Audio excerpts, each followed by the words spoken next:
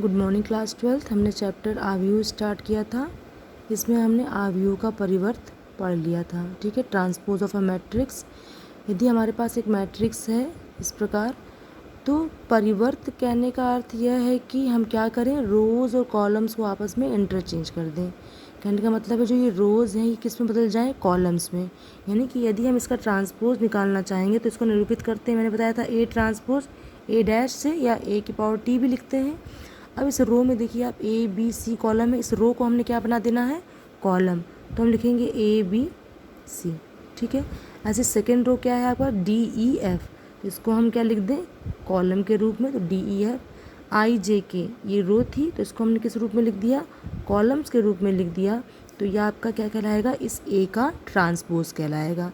यानी कि जितनी भी रोज़ थी उसको हमने किस में बदल दिया, कॉलम्स में परिवर्तित कर दिया, या कॉलम्स को कहिए तो रो में परिवर्तित कर दिया। जैसे ए डी आई कॉलम था वो यहाँ पे किस में परिवर्तित हो गई है, रो में। तो ये क्या कहलाएगा, इस ए मैट्रिक्स जो ए है आपकी उसका ट्रांसपोज ये कहलाएगा। ठीक है, वैसे ही मैंने आपको बताया था सममित आव्यूह और विषम सममित आव्यूह से बताया था हमने, सममित और विषम सममित। ठीक है, इसमें क्या था, इसमें ट्रांसपोज का कार्य हुआ था, ट्रांसपोज का यूज़ हुआ था।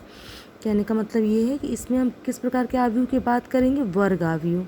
ठीक है, ऐसे वर्ग आव्यूह जिनका यदि हम ट्रांसपोज निकालें तो ए का यदि हम ट्रांसपोज निकाल रहे हैं तो वो ए के ही बराबर आए, यानी कि ट्रांसपोज का लेने पर भी कोई परिवर्तन ना आए, तो इसे हम पैसे कौन सा आव्यूह कहेंगे, सममित वर्ग आव्यूह। ठीक है, अब एक ऐसा वर्ग आव्यूह लें जिसमें ए का ट्रांसपोज किसके बराबर हो, माइनस ऑफ ए।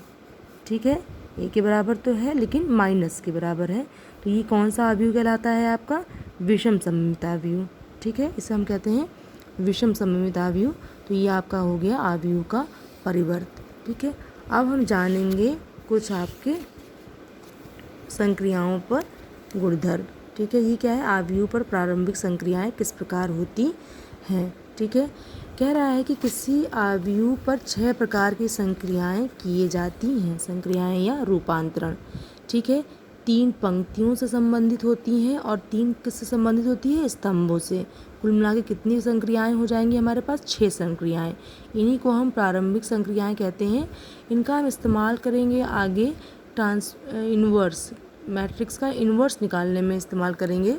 इसलिए हम इन प्रक्रियाओं को पहले सीखेंगे, संक्रियाओं को, उसके बाद हम आगे बढ़ पाएंगे। ठीक है, पहला आपका रूल क्या है, किसी 2 पंक्तियों या 2 स्तंभों को परस्पर विनिमय प्रतीकात्मक रूप, ठीक है, तथा जेवी पंक्तियों के विनिमय को इससे प्रदर्शित करते हैं, या कॉलम्स को भी इसी प्रकार प्रदर्शित कर सकते हैं। ठीक है, विनिमय कैसे होता है ये देखिए। यदि हमारे पास एक मैट्रिक्स है ए, ठीक है, मैट्रिक्स क्या है, मान लीजिए हमारे पास 1 3 4 2 0 1 3 9 6, मान लीजिए हमारे पास एक मैट्रिक्स है। ठीक है, इसमें आपकी ये पहली रो है, ये दूसरी रो है और ये तीसरी रो है, ये पहला कॉलम है, ये दूसरा कॉलम है, ये तीसरा कॉलम है। ठीक है, यानी कि यदि हम लिखते हैं कि R1 को R2 से, तो R2 को R1 से इंटरचेंज करने पे, यानी कि R1 की जगह R2 लिख दिया जाएगा और R2 की जगह R1 को लिख दिया जाएगा, तो इसको हम इस प्रकार कहते हैं। ठीक है, ये आपस में इंटरचेंज का साइन है कि R1 ने R2 की जगह ले ली और R2 ने R1 की जगह ले ली। ठीक है, इसे कहलाते हैं पंक्तियों का आपस में विनिमय। ठीक है, तो ये किस प्रकार की आपका मैट्रिक्स हो जाएगी।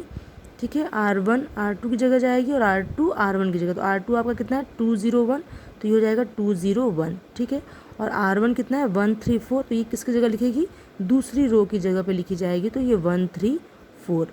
ठीक है, ऐसे क्या है आपका, और थर्ड वाले पे कोई प्रभाव नहीं पड़ेगा, ये आपकी मैट्रिक्स। ठीक है, ये पहली संक्रियाएं हैं, किस पे हुई ये संक्रियाएं, पंक्तियों पर। पंक्तियों को आपस में हमने क्या कर दिया, विनिमय कर दिया, आपस में इंटरचेंज कर दिया। यही काम आप कॉलम्स में भी कर सकते हैं। कॉलम्स में क्या लिखेंगे, मान लीजिए हम दूसरी और तीसरी रो को आपस में चेंज कर रहे हैं, सॉरी कॉलम्स को, सेकेंड रो को थर्ड से और थर्ड रो को सेकेंड से आपस में इंटरचेंज कर रहे हैं, तो इसको आप क्या कैसे लिख सकते हैं, ये आपका सेकंड कॉलम है, ये आपका थर्ड, इनको आपस में चेंज करके लिखेंगे, यानी कि पहले पे कोई प्रभाव नहीं पड़ेगा, वो वैसे ही रहेगी 1 2 3। अब सेकंड की जगह किसको लिखेंगे हम, थर्ड रो को। थर्ड रो है 4 1 6। थर्ड रो देखिए आपका 4 1 6 है, इसको हमने सेकंड प्लेस पे लिख दिया। सेकंड रो है 3 0 9, इसको हमने लिख दिया थर्ड कॉलम की जगह, सॉरी कॉलम को आपस में क्या कर दिया हमने, इंटरचेंज कर दिया। तो ये क्या कहलाया आपका, ये आपका पहली संक्रियाएँ हुई, ठीक है, पहला रूपांतरण हुआ कि पंक्तियों को स्तंभों को परस्पर विनिमय इस प्रकार किया जाता है, ठीक है, इस प्रकार निरूपित करेंगे। और ये एग्जाम्पल दिया है आपका, एक मैट्रिक्स है A 1 2 1 -1 √3 1 5 6 7, ठीक है। कह रहा है R1 R2 को आपस में क्या किया हमने, इंटरचेंज किया, इनकी R1 की जगह R2 को लिख देंगे और R2 की जगह R1 को।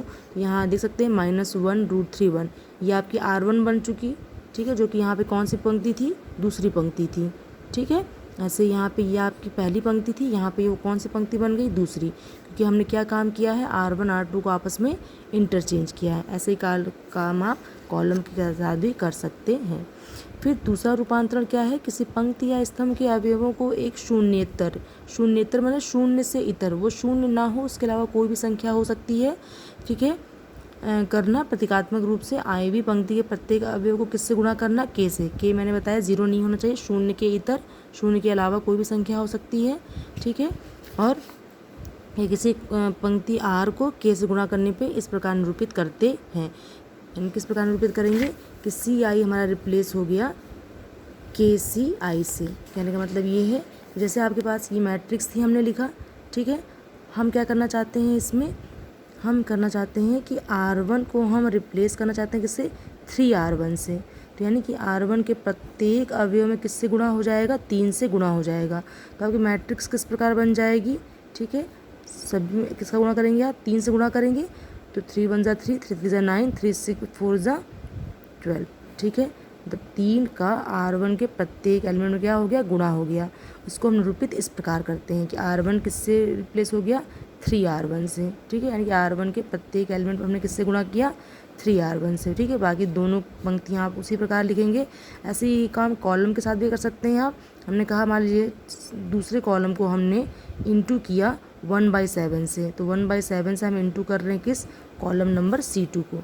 तो C2 को आप इंटू करेंगे 1/7 से, तो ये हो जाएगा 2/7, 0/7 और 1/7, ठीक है। ये आपका दूसरा रूपांतरण हुआ। और थर्ड रूपांतरण आपका कहता है, ठीक है, कि किसी पंक्ति अथवा स्तंभ के अवयवों में किसी अन्य पंक्ति अथवा स्तंभ के अवयवों से गुणा करके उनको क्या कर देना, जोड़ देना आपस में। यानी कि R1 को हम रिप्लेस कर रहे हैं, R1 के एलिमेंट में ही किसी अन्य पंक्ति में किसी नंबर से गुणा करके उसमें जोड़ दे रहे हैं हम, ठीक है। जिस एग्जांपल से आप समझिए इसको, आपका ये सी एक मैट्रिक्स है 1 2 2 -1, ठीक है। हमने R2 को, R2 मतलब दूसरी पंक्ति क्या है, 2 -1, ये आपकी दूसरी पंक्ति है। इस R2 में से हम क्या करेंगे, घटाएंगे, किसको, R1 को नहीं, पहले इसमें 2 का गुणा करेंगे R1 में, फिर उसको घटाएंगे, लेकिन लिखेंगे किस जगह, उसको दूसरी पंक्ति पर ही उसको हम लिखेंगे, ठीक है।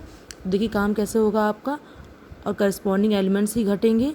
R2 में से, इसमें से घटना है क्या, R1 को हम घटाएंगे, लेकिन पहले क्या करेंगे, 2 से इसमें गुणा करेंगे। तो ये 2 1 जा 2 और 2 में से 2 घटेगा तो कितना आएगा आपका, 0 आया। पहली रो में कोई प्रभाव नहीं पड़ेगा, उसको आप एज इट इज़ उतार देंगे। जो भी काम होना है वो किस पर होना है, दूसरी वाली पंक्ति पर होना है। तो R2 को किस प्रकार हमें लिखना है, R2 में से 2R1 घटा देना है। तो ये R2 आपका 2 है, क्या करेंगे 2R1, पहले इसमें 2 से गुणा करेंगे और उससे घटा देंगे। ऐसे क्या है यहाँ पे -1 है, ठीक है। क्या घटना है इसमें, पहले रो R1 के एलिमेंट में 2 से गुणा करेंगे, 2 दूनी 4 और इसको घटाएंगे तो कितना आ जाएगा, -4 और -1 -5, ये हमें प्राप्त होता है, ठीक है। ये आपका तीसरा नियम है, तीसरा रूपांतरण है। कुल मिला के आप कितने रूपांतरण हो गए, 6। ऐसे ही काम आप कॉलम के साथ भी करेंगे, ठीक है। अब आगे चलेंगे हम, व्युत्क्रमणीय आव्यूह इन्वर्टिबल मैट्रिसेस किसे कहते हैं, ठीक है। ये सब आप गौर से पढ़ लेंगे एक बार, आप खुद से भी, जहाँ नहीं आएगा पूछ सकते हैं। Thank you class.